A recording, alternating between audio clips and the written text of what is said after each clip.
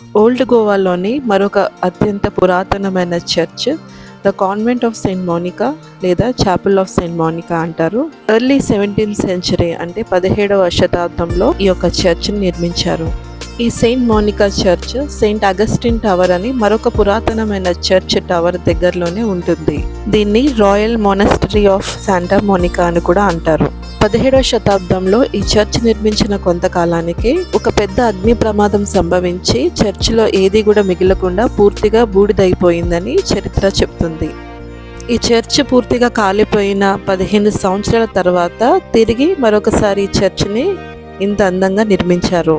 ఈ చర్చిలో చాలా ఆశ్చర్యకరమైనది, చాలా అద్భుతమైనటువంటిది వీపింగ్ క్రాస్. 1636వ సంవత్సరమున ఫిబ్రవరి నెల 8వ తారీఖున మీరు చూస్తున్నటువంటి ఈ క్రాస్ యొక్క స్టాచ్యూ నుండి, అంటే క్రీస్తు ప్రభు యొక్క స్టాచ్యూ నుండి తల దగ్గర, మరి కాళ్ళు చేతుల దగ్గర, గాయముల దగ్గర రక్తము కారుతుండగా మరి చాలామంది ప్రజలు చూశారు. రెండోసారి కొద్ది రోజుల తర్వాత 12వ తారీఖు ఫిబ్రవరి నెల 1636వ సంవత్సరం అదే నెలలో మరొకసారి కూడా క్రీస్తు ప్రభు యొక్క స్టాచ్యూ నుండి రక్తం కారుతుండగా అనేక మంది కూడా చూశారని చరిత్ర చెప్తుంది.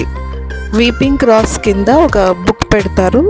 ఆ బుక్లో మనం రాసే ప్రతి ప్రార్థన అవసరత తప్పక ప్రభువు ఆలకిస్తారని చాలామంది నమ్ముతారు. దేశ విదేశాల నుండి కూడా చాలామంది వచ్చి ఇక్కడ వారి యొక్క ప్రార్థన అవసరత రాస్తారు. తప్పకుండా వారి జీవితంలో అది జరిగాయని చాలామంది కూడా సాక్ష్యాలు చెప్పడం మేము విన్నాము. యూట్యూబ్లో కూడా ఉంటాయి, చూడండి.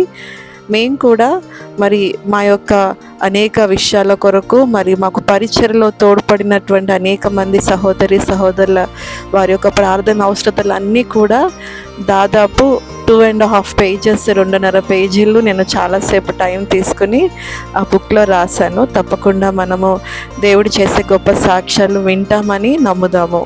మేమున్న హోటల్ రూమ్ నుండి చర్చ్కి వచ్చేసరికి చాలా లేట్ అయ్యి చర్చ్ క్లోజ్ అయిపోయింది.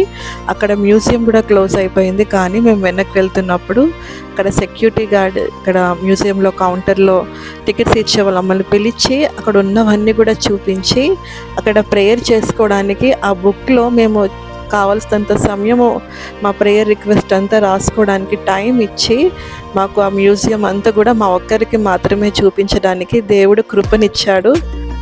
ఆ చర్చ్లోనే భాగంగా పురాతనమైన వస్తువులు పెట్టేటువంటి మ్యూజియం, అంటే హోలీ ఐటమ్స్. అప్పట్లో ప్రీస్ట్ ఫాదర్స్ 14వ శతాబ్దంలో 15వ శతాబ్దంలో పోర్చుగీస్ వారు గోవాలో ఉన్నప్పుడు ఆ ఫాదర్స్ ప్రీస్ట్ వాళ్ళు వేసుకున్నటువంటి ఆ యొక్క మాస్ గౌన్స్ కానీ, ఆ డ్రెస్సింగ్ కానీ, వారు యూస్ చేసిన హోలీ ఐటమ్స్ కానీ, ప్రేయర్ జరిగినప్పుడు వారు కూర్చునేటువంటి చైర్స్ కానీ, ఆ పాతకాలం సంబంధించినవి, ఆ క్రాసెస్, అప్పుడు వాళ్ళు చర్చ్లో యూస్ చేసిన క్రాసెస్, ఇవన్నీ కూడా 14-15వ శతాబ్దంలో ఉన్నటువంటి అన్ని వస్తువులు కూడా, అన్ని హోలీ ఐటమ్స్ కూడా అక్కడ వాళ్ళు మ్యూజియంలో పెట్టి సందర్శకులకు అందరికీ కూడా కనపడేలా అక్కడ డిస్ప్లే చేశారు. చాలా పురాతనమైన వస్తువులండి. చాలా సంతోషం అనిపించింది వాటిని చూసినప్పుడు.